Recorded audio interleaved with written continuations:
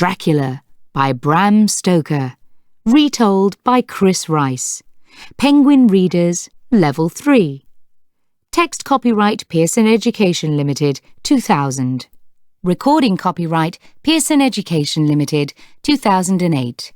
Not to be publicly performed, resold, hired, copied or re-recorded without written permission from the publishers.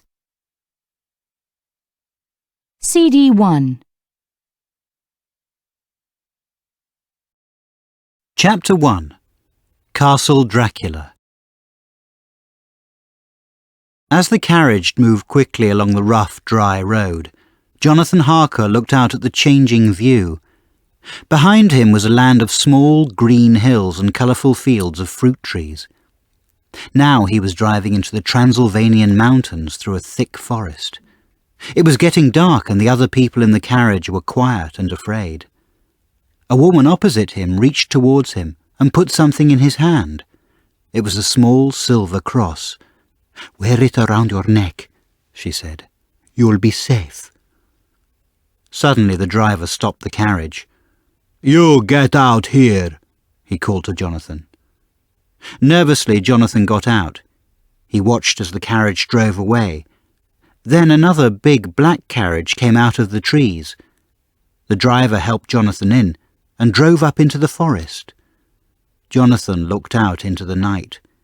He saw dark shapes with bright red eyes following the carriage through the trees. They were wolves. The hours passed and it began to snow. Suddenly Jonathan looked up through the trees. There was a large black castle on top of a mountain. Castle Dracula at last, he thought. Soon he was standing in front of a big old wooden door. The carriage drove away. Jonathan stood in the cold and waited, listening nervously to the wolves outside the castle walls. Then he heard a noise from the other side of the door. It opened. A tall man dressed in black stood there. "My house is your house," he smiled. "Come freely and go safely. Leave here a little of the happiness that you bring." "Count Dracula?" asked Jonathan. "I am Dracula. I am glad, Mr. Harker, to have you in my house. I will carry your bags. It is late, and my servants are asleep." Jonathan followed him up the stairs into a large, well-lit dining room. The room was warmed by a big wood fire. A hot meal was waiting for him on the table. "Forgive me if I do not eat with you," the Count said as Jonathan sat down. "I have already eaten."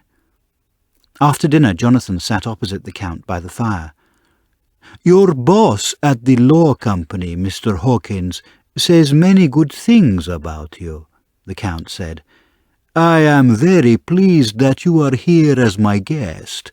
I am not often able to practice my English." The Count talked about his plans to move to England. Jonathan studied his face. It was an unusual face, very pale and mysterious, with a long, well-shaped nose, cold red eyes and a thin mouth filled with pointed white teeth. Looking down, Jonathan noticed his long, sharp fingernails. There was hair on both sides of his hands. Silence fell at last, but Jonathan could still hear the frightening sound of wolves outside the castle. The Count moved his face towards Jonathan's. "My children are excited tonight," he smiled. "We have so few visitors." Jonathan smiled politely, but he felt sick at the smell of Dracula's breath. The smell of death, he thought. "Come," Dracula said, standing up. "It is getting light.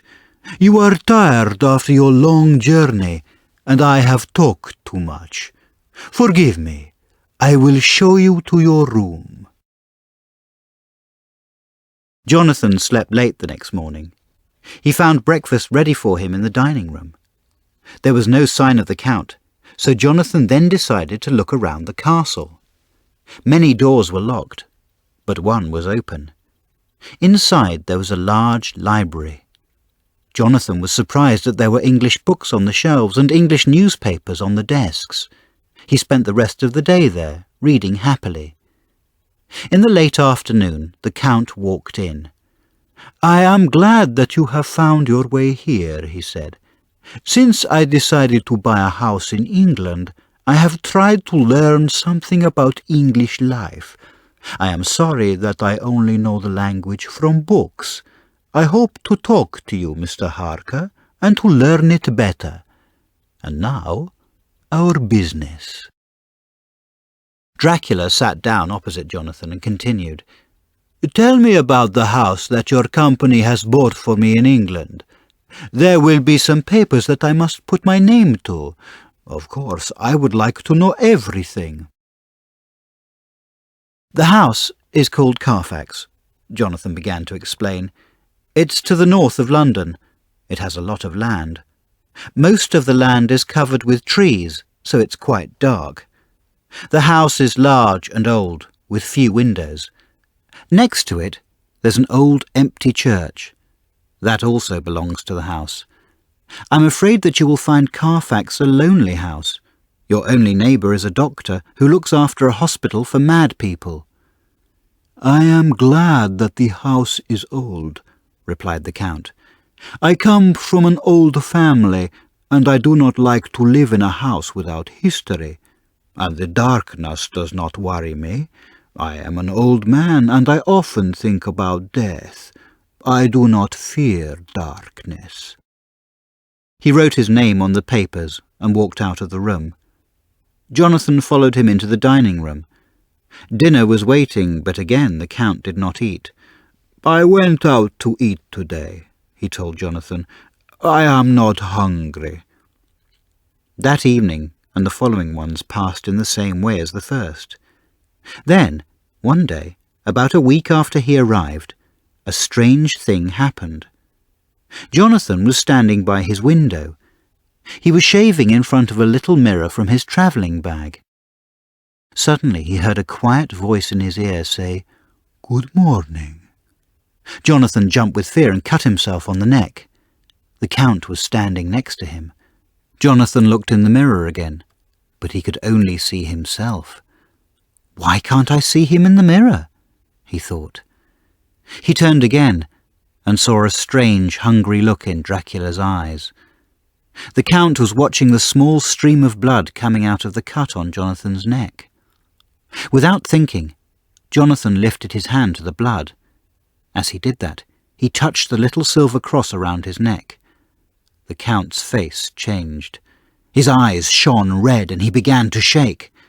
Then, without a word, he picked up the mirror and threw it out of the window.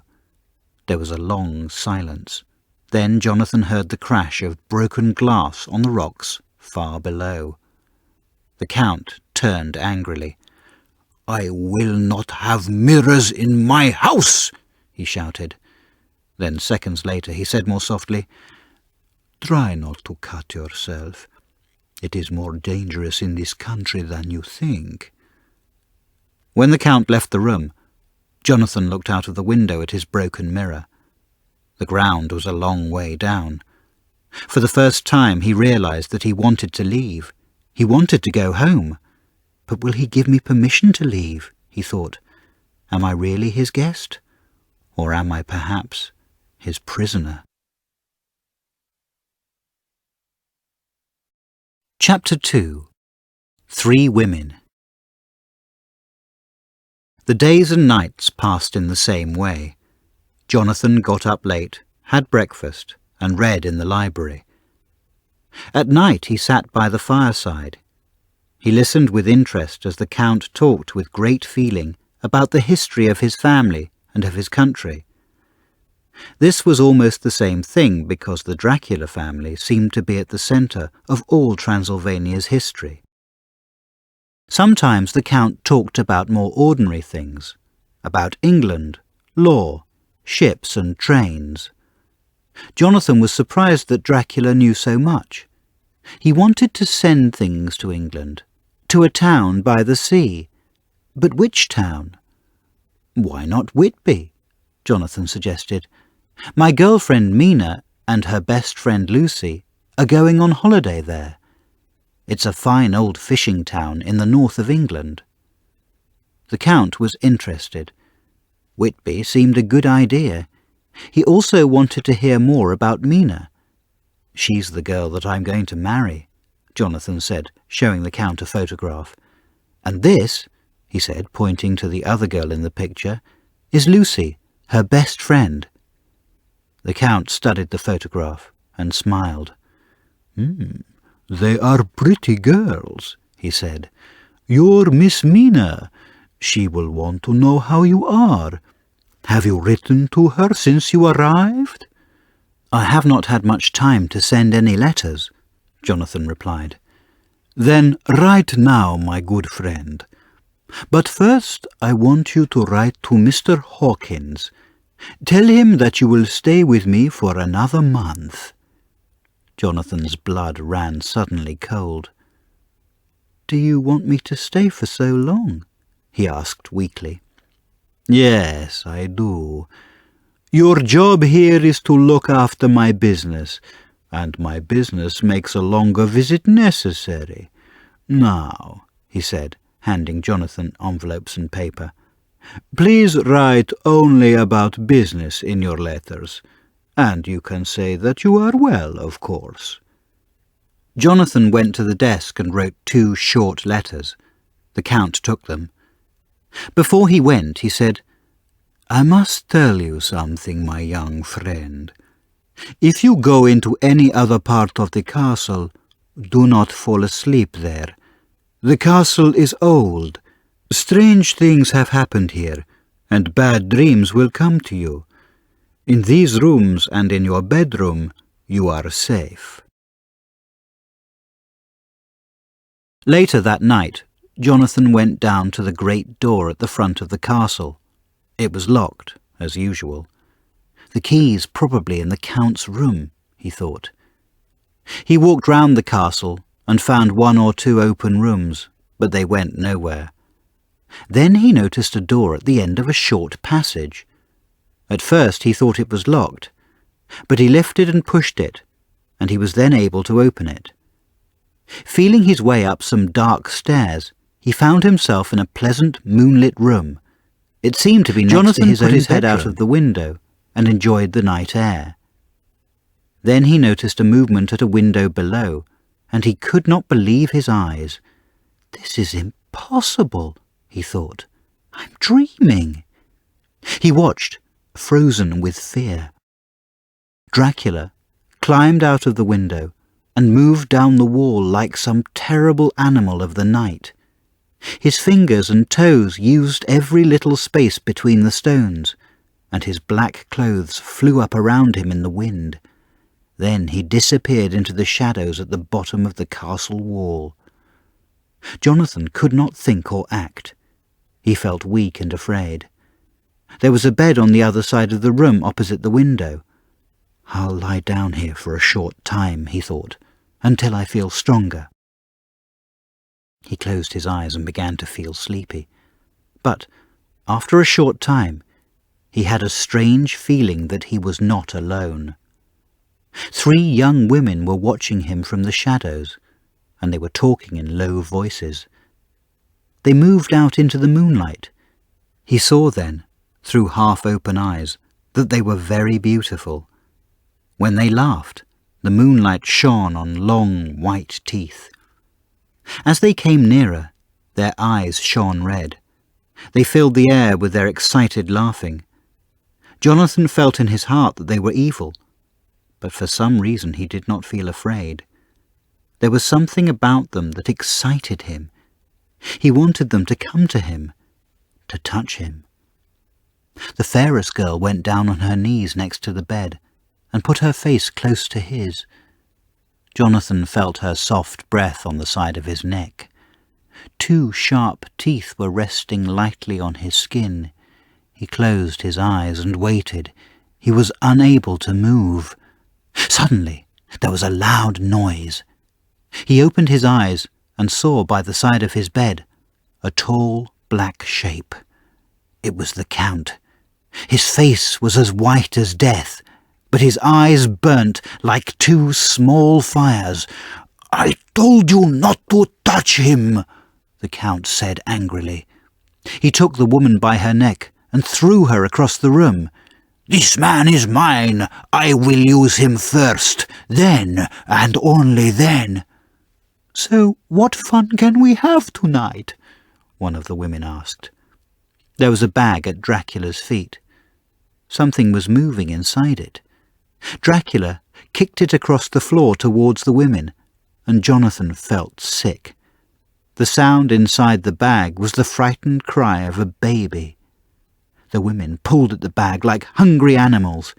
The baby's cries grew louder, then suddenly stopped.